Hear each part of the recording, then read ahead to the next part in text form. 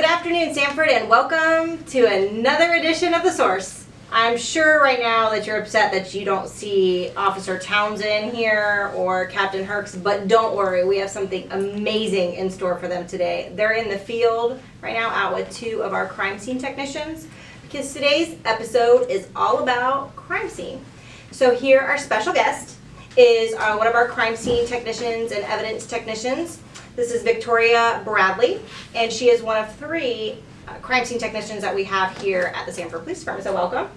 Awesome, thank you. I'm glad to be here. So people may have seen your giant crime scene, Sanford Police Department crime scene vans throughout town, right? Yep. And so to introduce them and kind of as we talk, learn about them, Captain Herx and Officer Townsend are out in the field with you, learning a little bit hands-on with two of our crime scene technicians, right? So we have Katie Barnard, hopefully I pronounced that right, and Alora Bennett. Welcome.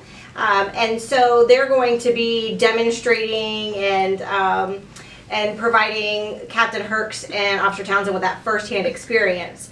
So crime scene technicians, this is something that I think the general public doesn't think about automatically when they think about police departments, but you are an integral part of what we do here because without you, they would have a problem in court and getting convictions, right? Oh, absolutely, yes. So tell us a little bit about your overall job duties here. Well, I'm a crime scene investigator, or as our title is technician, but it's intermissible. So kind of like the show CSI, but one of the things is we're not really an officer, so we're just a civilian. And what we do is we go onto a crime scene, we'll take photography, so we'll document the scene, do notes and things like that. We will start analyzing it, so if there's any blood spatter or bullet holes, we'll do that. And then we get all of that information back to our detectives so that they can go ahead with the case and push forward. And at the end of the day, we have to maintain and keep that evidence all the way up until trial. So you're kind of almost a part of the investigations division here. Oh yeah. Right, and you work hand in hand with the investigators on any kind of case. Yes, I do. So let's back up a little bit. How does, I know people, CSI is a big thing right now. How do you go into getting into this field? I think now there's entire degrees just dedicated to it, right? Oh yeah, absolutely. One of the things to look into is your agency, if you're interested in this, what their qualifications are. A lot of the base levels that you're going to need is to have a bachelor's in forensics. So that's what I have, and so does one of my other coworkers. As well as some agencies do allow you to have a bachelor's in criminal justice. Right. Mm-hmm. And now there's a lot of science to it, right? So you've got, because you're dealing with DNA and, you know, all different types of maybe fluids, that kind of thing, yes. Processing outside. So you got to know about how the environment's going to affect that. And so all that comes into play in your training, correct? Oh, absolutely. It's a huge part of it. You know, something in Alaska would be processed completely different than down here in Florida. To difference, you know. Right. But yeah, it is something very that you do need to pay attention to and understand, as well as like your environment, like you stated. Animals too, like what is present that could potentially change your scene. Very cool. So speaking of, okay, we're going to just keep going back to CSI because it's all about the rage right now with TV and the way the general public thinks things happen. So is it like CSI where you guys roll up and you have all these computers in the van and you can find out things like in 2 minutes with fingerprints and DNA? Or I wish it was like that, because we would solve crime in 45 minutes. That would be amazing. But no, so what we typically have is just going to be your basic stuff to process a crime scene. We also have a Pharaoh, which is now going in the direction of what you probably see on TV shows. A Pharaoh is a 3D scan of the scene, so it'll sit there and shoot a laser, and then you're able to obtain that scene and utilize it for court purposes. So it captures everything as is, which is wonderful. So there used to be, I think, a show that was like Crime 360 that was like yes. the only show that could actually do that, and now we have that technology right here at Sanford Police Department. That's pretty cool. So yeah, and then the other things that we have to send off, it's we collect it. So a lot of misperception or people's ideas is that we also do the DNA analysis. Right. We don't. We have to send that off to the Florida Department of Law Enforcement, and then they do the analysis for latent print comparison and stuff like that. That makes sense. They have probably more tools available to them, databases, yes. technology. That makes sense.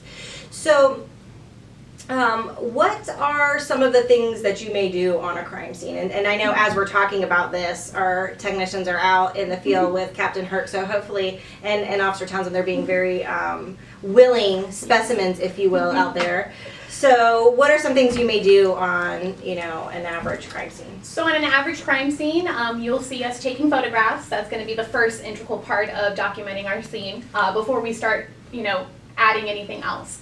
Then we will start processing for latent prints. So surfaces that you touch, we will go ahead and see if there's any ridge detail.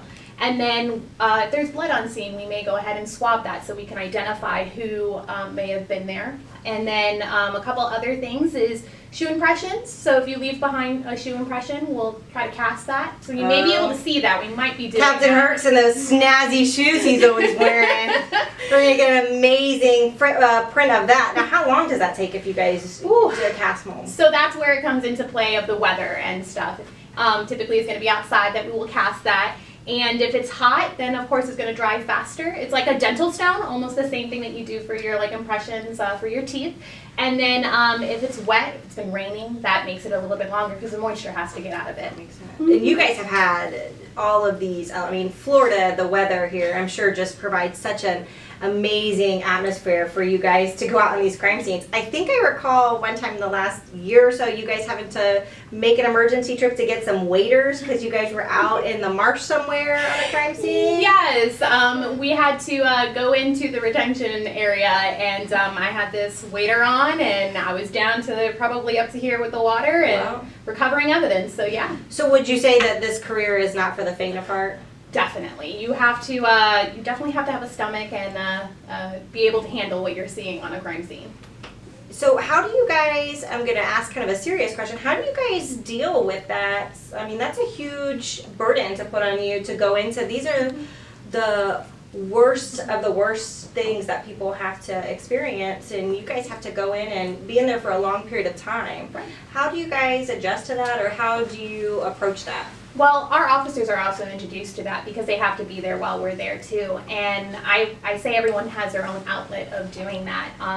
For me, it's being able to talk to my other crime scene coworkers and being able to express like maybe how I'm feeling after the fact. I try to go in looking at it at a scientific standpoint so that it doesn't hit my emotions, but sometimes you just can't stop that. So talking about it is pretty much the best way. And then I'm kind of a crafter, so I have a hobby side that I like to engage in and cosplay, and that's how I deal with what I see on a daily basis. That's right. We did just see that amazing post that you guys teamed with some of the other agencies and kind of surprised a young girl that was suffering from cancer and was fighting it, and you guys kind of made her day and put a smile. So that is a nice outlet to kind of alleviate the seriousness. So, okay, before we wrap it up, I want to know what is one of the craziest places you had to go as a crime scene technician? Oh man, craziest? Yeah. Ooh.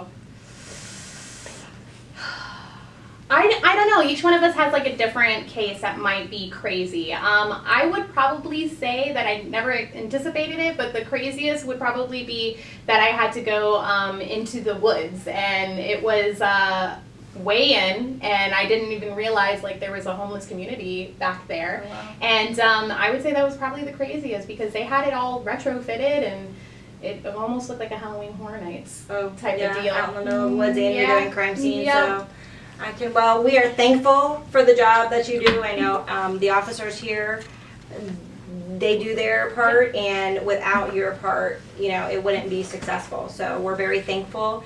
And we hope, those of you that don't know, our crime scene technicians are pretty much winning the Battle of the Badge dash cam lip sync with their Hocus Pocus video. If you didn't catch it on YouTube or on one of our past videos. And I've heard that they have another one in the works that could be coming soon. So anticipate seeing that. So thank you again, Victoria. Thank you, Katie. Thank you, Alora in the field. And thank you, Officer Townsend and Captain Herc's. We'll see you next week. And until then, keep it safe, Sanford.